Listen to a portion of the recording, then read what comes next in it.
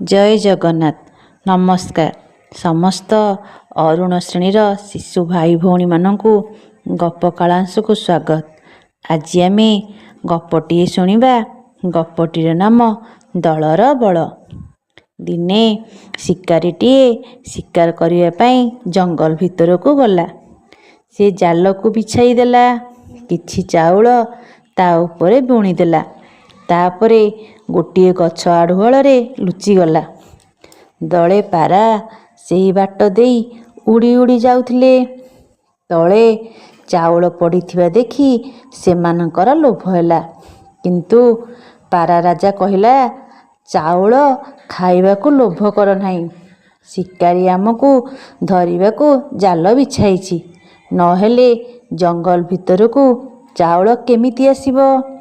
पारा मानकू भोक हेउथिला, तेणु सेमाने पारा राजा कथा न मानि चाउल खाइबाकू बसी पड़िले।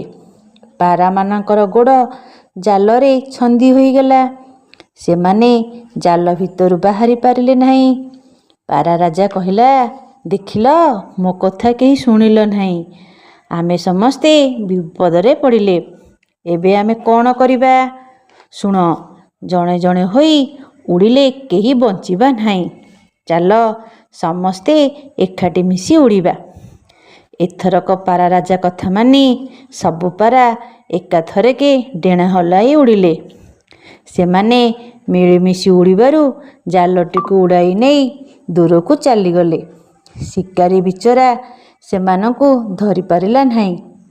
पारा माने जाई गोटे पहाड़ पाखरे ओह्लाइले। पारा राजार सांग मूसा सेठारे गात करी रहुथिला। पारा राजा ताकू डाकिला। मूसा बाहर को आसिला।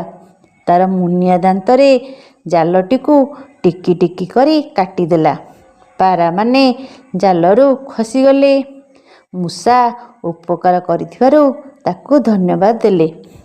एही गपरु आमे जानिले जे आमे समस्ते एकाठी हेई काम कले विपद बेଳରେ आमे रक्षा पाई परिबा।